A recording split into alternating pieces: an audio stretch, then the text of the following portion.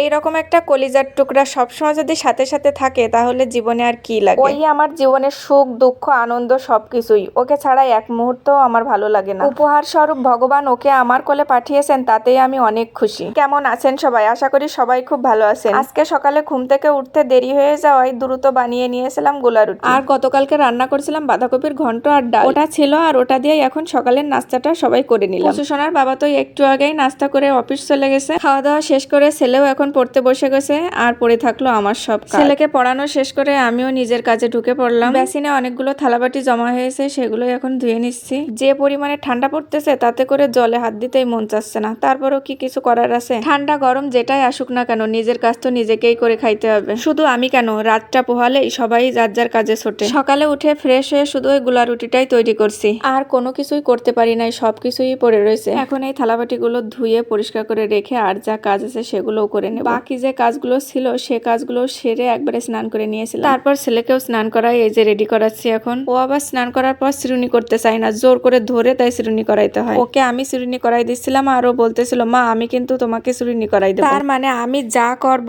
ও তাই করবে। সারাদিন এইভাবে আমাদের দিনটা চলে যায়। ওই যে ওর চিরুনি করা শেষ হয়ে গেছে, চিরুনি হাতে করে নিয়ে উঠে গেছে আমাকে চিরুনি করাবে। আমি ওকে জোর করে টেনে ধরতেছিলাম যে বাবা আমার চুল আঁচড়ানো হয়ে গেছে, আমার আর চুল আঁচড়ানো লাগবে। কিন্তু কে শোনে কার কথা?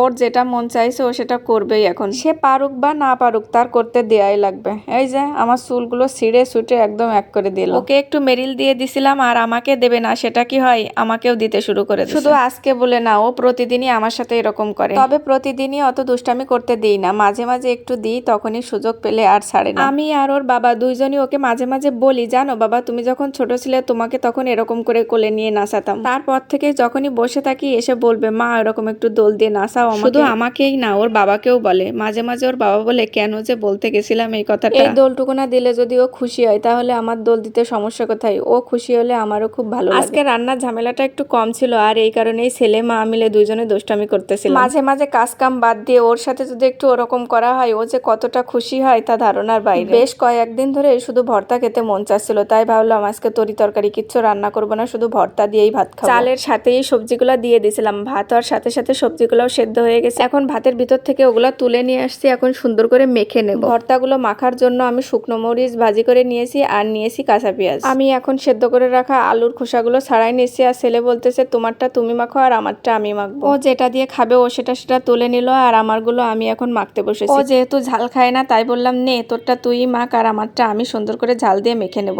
ভর্তাতে একটু ঝাল লবণ বেশি দিলে খেতে অনেক টেস্ট হয় আর আমি ঝাল ঝাল জিনিসগুলাই খেতে খুব পছন্দ করি। প্রথমে আমি এই আলুটা মেখে নেব, তার জন্য দিয়ে দিয়েছি সরিষার তেল, শুকনো মরিচ, লবণ আর কাঁচা পেঁয়াজ। সবগুলো ভর্তায় আমি এভাবে মেখে নেব। কি কি ভর্তা করেছি সেটাই তো আপনাদের বলা হয় নাই। আজকে আমি ভর্তা করেছি সিম ভর্তা, আলু ভর্তা, ডিম আর মুসুরির ডাল। সবগুলো ভর্তায় আমার মাখা হয়ে গেছে, এখন বসে গেছি খাইতে। ওইদিকে আমার পুচু সোনা বলতেছে মা তুমি আমার আগে আগে কিন্তু খাবা না, দুইজন একসাথেই খাবার খাবো। প্রতিদিন তরি তরকারি খাইতে খাইতে আর ভালো লাগে না, মাঝে মাঝে যদি এরকম একটু ভর্তা হয় তাহলে পেট ভরে ভাত খাওয়া যায়। এই ভর্তা দিয়ে আমি আর আমার পুচু সোনা খুব মজা করে খেয়েছি।